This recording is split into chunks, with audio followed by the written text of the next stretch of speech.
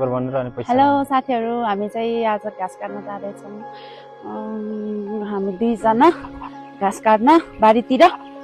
यहाँ मेरो हस्बेन्ड चाहिँ चुत्रु हो कि के भन्ने खाइरहनु भएको छ। यता यस्तो हुन्छ है, यस्तै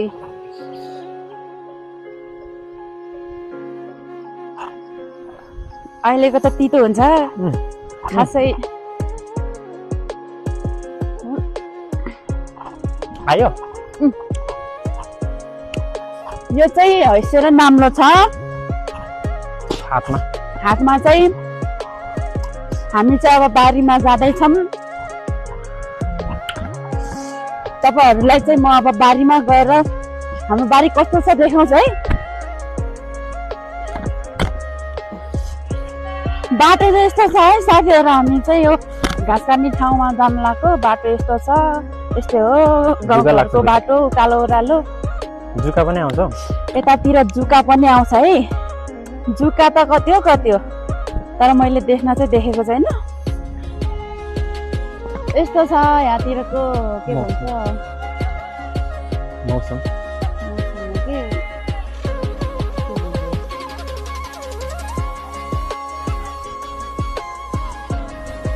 अहिले चाहिँ हामी ठ्याक्कै हाम्रो बारीमा आइपुगिसकेको छ। यो चाहिँ मकै हो। अनि यहाँ हेर, यो गरादेखि यो बारीदेखि यो माथिको 4वटा 1 2 3 4 यो हाम्रो, यो 4वटा चाहिँ हाम्रो। यो बाजेको नामको जग्गा चाहिँ यति हो, बाउको नाममा परेको है। अब हामी दुईजना दाजुभाइ चाहिँ दुईटा गरा पर्छ। अनि मैले चाहिँ बारी देखेको थिएन, त्यही भएर मलाई मेरो बुढाले चाहिँ बारी चिनाइरहनु भएको छ। म फर्स्ट टाइम हो यहाँ आएको।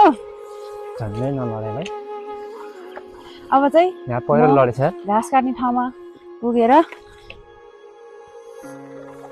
झन्डै लडेको। हेलो गाइस, म चाहिँ अब बारीमा आइसक्यो। हामी चाहिँ घाँस काट्न लाग्यो। यहाँ चाहिँ अब यो चाहिँ रुखको घाँस हो। मेरो बुढाले रुखको घाँस काट्न लाग्नु भएको छ। म चाहिँ अहिले भारी म चाहिँ यतिकै रेस्ट गरेर बसिरहेको छु।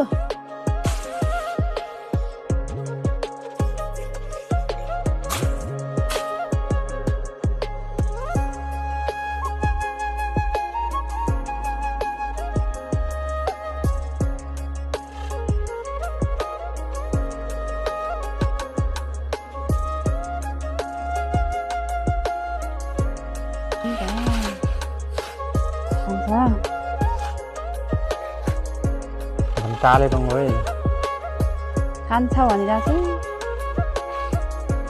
मेरो बुढीले काले भन्छ, म कति गोरो छु यार। कालो भएर कालो भन्ने नि होइन, मलाई मात्रै थाहा कति गोरो छु, तर पनि कालो भन्छ। अब हामी चाहिँ घाँस पुगेर घाँसको भारी हालेर पनि अब घर जाँदैछौँ। अनि मेरो बुढा चाहिँ अगाडि गइसक्नु भएको छ, म चाहिँ पछाडि। अनि बाटो चाहिँ खासै राम्रो छैन।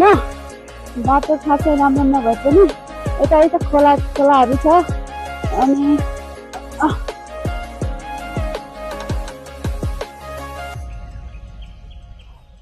घाँसको भारी पुरा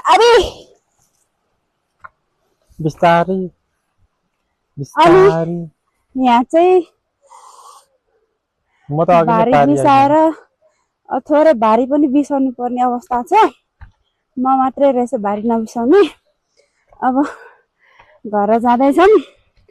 पानी पर्न लाग्थ्यो, त्यही पनि पानी परेन। पानीले साथ दिएको छ हामीलाई, यतिमा खुसी छु। अब आज चाहिँ यति घाँस बोकेर लगेर राखेर अनि रेस्ट गर्ने।